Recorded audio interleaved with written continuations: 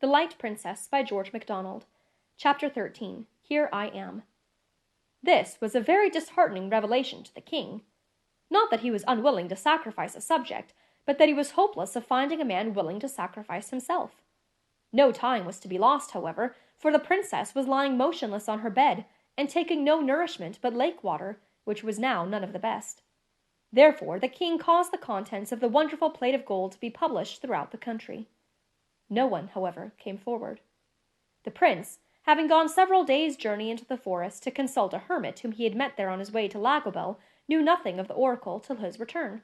When he had acquainted himself with all the particulars, he sat down and thought, "She will die if I don't do it, and life would be nothing to me without her, so I shall lose nothing by doing it.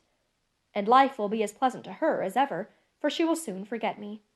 And there will be so much more beauty and happiness in the world. To be sure, I shall not see it." Here the poor prince gave a sigh. How lovely the lake will be in the moonlight, with that glorious creature sporting in it like a wild goddess. It is rather hard to be drowned by inches, though. Let me see, that will be 70 inches of me to drown. Here he tried to laugh, but could not. The longer the better, however, he resumed, for can I not bargain that the princess shall be beside me all the time? So I shall see her once more, kiss her perhaps, who knows, and die looking in her eyes. It will be no death, at least I shall not feel it, and to see the lake filling for the beauty again. All right, I am ready. He kissed the princess's boot, laid it down, and hurried to the king's apartment. But feeling as he went that anything sentimental would be disagreeable, he resolved to carry off the whole affair with nonchalance. So he knocked at the door of the king's counting-house, where it was all but a capital crime to disturb him. When the king heard the knock, he started up and opened the door in a rage. Seeing only the shoeblack, he drew his sword. This, I am sorry to say, was his usual mode of asserting his regality when he thought his dignity was in danger. But the prince was not in the least alarmed. "Please, your majesty, I'm your butler," said he. "My butler? You lying rascal! What do you mean?" "I mean I will cork your big bottle." "Is the fellow mad?" bawled the king, raising the point of his sword. "I will put a stopper, plug, what you call it, in your leaky lake, Grand Monarch," said the prince. The king was in such a rage that before he could speak he had time to cool, and to reflect that it would be great waste to kill the only man who was willing to be useful in the present emergency, seeing that in the end the insolent fellow would be as dead as if he had died by his majesty's own hand. "Oh," said he at last, putting up his sword with difficulty, it was so long. "I'm obliged to you, you young fool. Take a glass of wine?"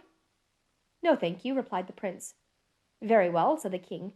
"Would you like to run and see your parents before you make your experiment?" "No, thank you," said the prince. "Then we will go and look for the hole at once," said his majesty, and proceeded to call some attendants. "Stop, please, your majesty. I have a condition to make," interposed the prince. "What?" exclaimed the king. "A condition? And with me? How dare you?" "As you please," returned the prince coolly. "I wish your majesty a good morning." "You wretch! I will have you put in a sack and stuck in the hole." "Very well, your majesty," replied the prince, becoming a little more respectful, lest the wrath of the king should deprive him of the pleasure of dying for the princess. "But what good will that do, your majesty? Please to remember that the oracle says the victim must offer himself." "Well, you have offered yourself," retorted the king. "Yes, upon one condition." "Condition again!" roared the king, once more drawing his sword. "Begone! Somebody else will be glad enough to take the honor off your shoulders." "Your majesty knows it will not be easy to get another to take my place." "Well, what is your condition?" growled the king, feeling that the prince was right. "Only this," replied the prince, "that, as I must on no account die before I am fairly drowned, and the waiting will be rather wearisome, the princess, your daughter, shall go with me, feed me with her own hands, and look at me now and then to comfort me, for you must confess it is rather hard. As soon as the water is up to my eyes, she may go and be happy, and forget her poor shoeblack." Here the prince's voice faltered, and he very nearly grew sentimental in spite of his resolution. "Why didn't you tell me before what your condition was? Such a fuss about nothing," exclaimed the king. "Do you grant it?" persisted the prince.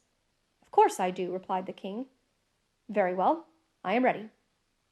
"Go and have some dinner, then, while I set my people to find the place." The king ordered out his guards, and gave directions to the officers to find the hole in the lake at once. So the bed of the lake was marked out in divisions and thoroughly examined, and in an hour or so the hole was discovered. It was in the middle of a stone, near the center of the lake, in the very pool where the golden plate had been found. It was a three-cornered hole, of no great size. There was water all round the stone, but very little was flowing through the hole.